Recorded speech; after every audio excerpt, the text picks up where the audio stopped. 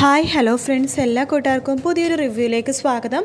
അങ്ങനെ വിജയലക്ഷ്മി വാതിൽ കഥകിൽ ആരും മുട്ടണ കാണുമ്പോഴേക്കും വാതിൽ തുറക്കുമ്പോൾ അത് ഗോവിന്ദായിരിക്കും കേട്ടോ. ഗോവിന്ദ് ഒരു നേരത്തേക്ക് വിജയലക്ഷ്മിയുടെ മുഖത്ത് നോക്കാണ്ട് നിലത്ത് നോക്കിക്കൊണ്ടിരിക്കുകയാണ്. വിജയലക്ഷ്മി ആ സമയത്ത് പറയുന്നുണ്ട്, നീ അവിടെ നിന്നിട്ട് ഒച്ചപ്പാടും ബഹളമൊന്നും ഉണ്ടാക്കിണ്ട, അകത്തേക്ക് കയറി വന്ന് പറയുമ്പോൾ ഞാനോ ഇവൻ്റെ അകത്തേക്കോ ഒരിക്കലും ഞാൻ കയറില്ല, എനിക്ക് നിങ്ങളുടെ ഒരു കാര്യം പറയാൻ വേണ്ടി ഞാൻ വന്നതാണ് എന്നിങ്ങനെ പറയുവാണ്. നിങ്ങൾ ഒരുപാട് അങ്ങോട്ട് വലിയ ആളാവാൻ നിൽക്കണ്ട, നിങ്ങൾ ആരെ തോപ്പിക്കാൻ വേണ്ടിയിട്ടാണ് ഗീതുവിനെ കൊണ്ട് ഇതെല്ലാം ചെയ്യിപ്പിക്കണത്, നിങ്ങൾ പറഞ്ഞ് ഇതാക്കണമല്ലോ അവളെ കൊണ്ടെന്നൊക്കെ പറയുമ്പോൾ എനിക്കതിൻ്റെ ഒരു ആവശ്യമില്ല എന്നൊക്കെ പറയുവാണ്. ആ സമയത്ത് നിങ്ങൾ ആരെ തോപ്പിക്കാൻ വേണ്ട ഇവിടെ വന്നതെന്നൊക്കെ എനിക്കറിയാം, നിങ്ങളെ കാണുന്നത് എനിക്ക് ദേഷ്യമാണ് വെറുപ്പാണെന്നൊക്കെ ഗോവിന്ദ് പറയുവാട്ടോ. ആ സമയത്ത് വിജയലക്ഷ്മി പറയുന്നുണ്ട്, ഞാനും നിൻ്റെ രണ്ടാനമ്മയായിട്ട് ഒരു വഴക്കുമില്ല, നിൻ്റെ രണ്ടാനമ്മയും ഗീതാഞ്ജലി ഗോവിന്ദും ആയിട്ടാണ് വഴക്കും കാര്യങ്ങളും. എനിക്കറിയാം അവളെ പഠനം നയിക്കണത് നിങ്ങളല്ലേ. അതുപോലെ തന്നെ ഞാനൊരു കാര്യം പറയാം, എൻ്റെ അമ്മയുടെ കൂടെ തന്നെ എൻ്റെ വളർത്തമ്മ എന്ന് നിങ്ങൾ പറയണ രാധികാമ്മയുടെ കൂടെ അവളെ എതിർക്കാൻ വേണ്ടി ഞാനും ഉണ്ടാകും, നോക്കിക്കോ എന്ന് പറയുവാണ്. അതിനുശേഷം ഗോവിന്ദ് പറയുന്നുണ്ട്, ഞാൻ നിങ്ങൾക്ക് 24 മണിക്കൂർ സമയം തരും, അതിനുള്ളിൽ നിങ്ങൾ ഇവിടെ നിന്ന് പോയിരിക്കണം എന്ന് പറയുമ്പോൾ വിജയലക്ഷ്മി പറയുന്നുണ്ട്, അതെങ്ങനെ ശരിയാവും, എനിക്കെന്താ ഇങ്ങോട്ട് വരാൻ പാടില്ലേ, അതല്ല നിൻ്റെ അച്ഛൻ്റെ വകയാണോ ഈ സ്ഥലവും ഈ കേരള നാടും എല്ലാം ഇങ്ങനെ ചോദിക്കുകയാണ്. നിങ്ങൾ പറഞ്ഞതിൻ്റെ അർത്ഥമൊക്കെ എനിക്ക് മനസ്സിലായി, നിങ്ങൾ നൈസായിട്ട് എൻ്റെ അച്ഛനെ വിളിച്ചതാണല്ലോ എന്ന് പറയുമ്പോൾ നമ്മുടെ വിജയലക്ഷ്മി ഒന്നും മിണ്ടുന്നില്ല. അതിനുശേഷം വിജയലക്ഷ്മി പറയുന്നുണ്ട്, 24 മണിക്കൂർ വേണ്ട 36 മണിക്കൂർ, അതിനുള്ളിൽ ഞാൻ ഇവിടെ നിന്ന് മാറും. എവിടേക്കാണെന്നറിയാവോ, ചെമ്പകശ്ശേരിയിലേക്ക് എന്ന് പറയുമ്പോൾ ഗോവിന്ദ് ആകെ നെട്ടുവാണ്. ആ ചെമ്പകശ്ശേരിയൊക്കെ ജസ്റ്റ് ഇത് ഗോവിന്ദ് ആലോചിച്ച് പോവാട്ടോ. ആ സമയത്ത് ഗോവിന്ദ് പറയണ്ട, നിങ്ങളപ്പോൾ രണ്ടും കൽപ്പിച്ചിട്ടാണല്ലോ എന്ന് പറയുമ്പോൾ, അതെ, എനിക്ക് നഷ്ടപ്പെട്ട എൻ്റെ തറവാട്ടിലേക്ക് ഞാൻ പോകുവാണ് മറ്റന്നാൾ രാവിലെ ഞാൻ അവിടേക്കും താമസം മാറും എന്ന് പറയാണ്.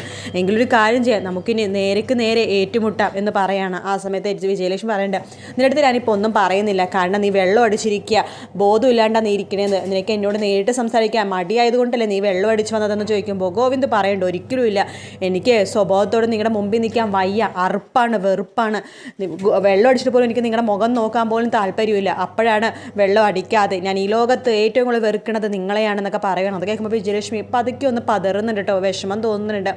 അതിനുശേഷം ഗോവിന്ദ് പറയുന്നുണ്ട്, ഞാനിതുവരെ ഉണ്ടാക്കിയ സ്വത്തുക്കളെല്ലാം തന്നെ ഒരു തട്ടിൽ വെച്ച് നിങ്ങളുടെ വെറുപ്പ് മറ്റൊരു ത്രാസിൽ തൂക്കിക്കഴിഞ്ഞാലല്ലേ നിങ്ങളുടെ വെറുപ്പായിരിക്കും ഏറ്റവും കൂടുതൽ, അത്രമാത്രം വെറുപ്പുണ്ട് സ്ത്രീ നിങ്ങളോട് എനിക്ക് എന്നിങ്ങനെ പറയുക കേട്ടോ.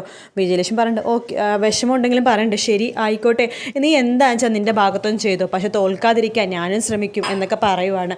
ഗോവിന്ദ് ഒരു അങ്ങനെ മുഖത്തോട് മുഖം നോക്കുന്നില്ല കേട്ടോ. അവസാനം ഗോവിന്ദ് ഒരു നോട്ടം അവരെ നോക്കുന്നുണ്ട്. അതിനുശേഷം പോകുവാണ് ഗോവിന്ദ്. അതൊക്കെ കേട്ടിട്ട് നമ്മുടെ വിജയലക്ഷ്മിക്ക് വിഷമമൊക്കെ തോന്നുന്നുണ്ട് കേട്ടോ.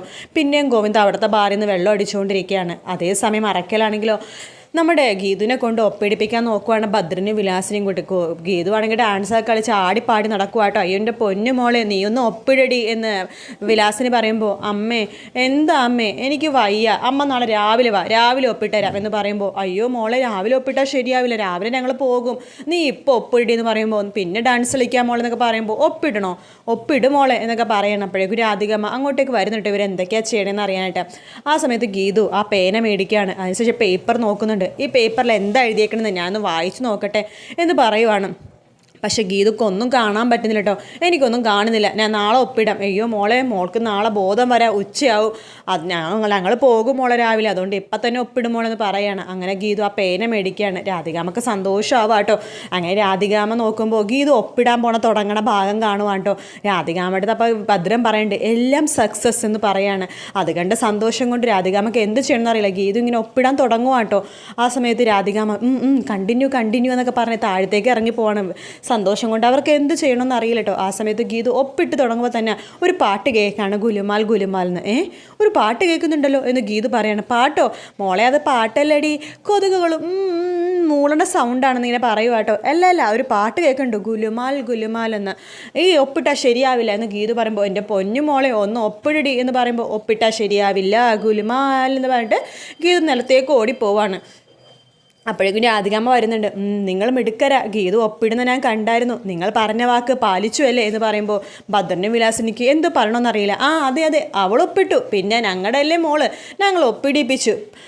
ശരി, എങ്കിൽ ആ പേപ്പർ ഇതാന്ന് പറയുമ്പോൾ ഭദ്രൻ പറയണ്ട, ആദ്യം 50 ലക്ഷം രൂപ അക്കൗണ്ടിലേക്ക് വരട്ടെ, എന്നിട്ട് പേപ്പർ തരാം എന്ന് പറയാണ്. ശരി, ഞാൻ അക്കൗണ്ടിലേക്ക് ഇപ്പം തന്നെ 50 ലക്ഷം രൂപ അയക്കാം, 5 മിനിറ്റിനുള്ളിൽ തന്നെ നിങ്ങൾക്ക് മെസ്സേജ് വരും, അത് കഴിയുമ്പോൾ ആ പേപ്പർ എനിക്ക് തരണം എന്ന് പറയുമ്പോൾ ഭദ്രൻ പറയണ്ട, പിന്നെ അപ്പോൾ തന്നെ തരാമെന്ന് പറയണം. അവർ പോയിക്കുമ്പോൾ വിലാസിനെ ചോദിക്കേണ്ട, എൻ്റെ മനുഷ്യ അവൾ ഒപ്പിട്ടില്ലല്ലോ, നമ്മൾ എന്ത് ചെയ്യും ചോദിക്കുമ്പോൾ എടി വിലാസിനി മുമ്പ് നീ പഞ്ചായത്തിൽ ലോൺ എടുക്കാനൊക്കെ ഗീതുവിൻ്റെ പോലത്തെ ഒരു ഒപ്പിടുമായിരുന്നില്ലേ, അതുപോലത്തെ ഒരു ഒപ്പിടടി. ഷോ അതൊക്കെ കുറേ വർഷം മുമ്പല്ലേ മനുഷ്യ, നിന്നെക്കൊണ്ട് പറ്റുമോടി, നീ ഒന്ന് ശ്രമിച്ച് നോക്കുന്നു പറയാണ്. അങ്ങനെ നമ്മുടെ വിലാസിനിനെ കൊണ്ട് ഭദ്രൻ ഗീതുവിൻ്റെ ഒപ്പിടിപ്പിക്കുവാട്ടോ.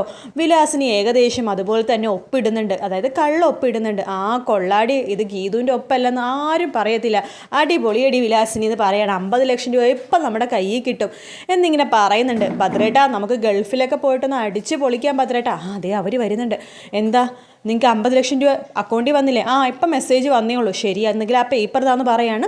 അങ്ങനെ രാധികം ആ പേപ്പർ വാങ്ങിച്ച് നോക്കുമ്പോൾ ഗീതുവിൻ്റെ അതേ ഒപ്പ് തന്നെയാണ് ഇട്ടിരിക്കുന്നത്. ഹാവു, സമാധാനമായി, നിങ്ങളെക്കുറിച്ച് എനിക്ക് അഭിമാനം തോന്നുന്നു, ആദ്യമായിട്ട് നിങ്ങൾ പറഞ്ഞ കാര്യം കറക്റ്റായിട്ട് ചെയ്തതെന്ന് പറയുമ്പോൾ ഭദ്രൻ പറയണ്ടേ, എന്തായാലും ഒപ്പൊക്കെ കിട്ടിയാലോ, നിങ്ങളെന്താ പൊയ്ക്കോ എന്ന് പറയുവാണ്. നമ്മുടെ ഭദ്രനെ വിലാസിനിക്കാണെങ്കിൽ ഈശ്വര നാളെ തന്നെ ഫ്ലൈറ്റ് കയറി പുറം രാജ്യത്തിലൊക്കെ ഒന്ന് കറങ്ങാൻ പോകണം, 50 ലക്ഷം രൂപയാണ് കയ്യിൽ കിട്ടിയിരിക്കുന്നത് എന്നൊക്കെ പറഞ്ഞിട്ട് അവരാകെ സന്തോഷം കൊണ്ട് ഇരിക്കുവാട്ടോ. നമ്മുടെ ഗോവിന്ദനെ കാണാതെ ആകുമ്പോഴേക്കും രാധിക അമ്മ അജാസിനെ വിളിക്കേണ്ട. അജാസ് ഗോവിന്ദ് എവിടെയും ചോദിക്കുമ്പോൾ ഗോവിന്ദ് സാർ വേറൊരു ബാറിൽ പോയി, ഇവിടെ റിസോർട്ടിലോ അവനെന്തിനാ അവിടെ പോയത്? ഒരാളെ കാണാൻ വേണ്ടി പോയിട്ടാ. ആരെ കാണാൻ? വിജയലക്ഷ്മി എന്ന് പറയുമ്പോൾ രാധിക അമ്മ നെട്ടുന്നിടത്താണ് എപ്പിസോഡ് തീരുന്നത്.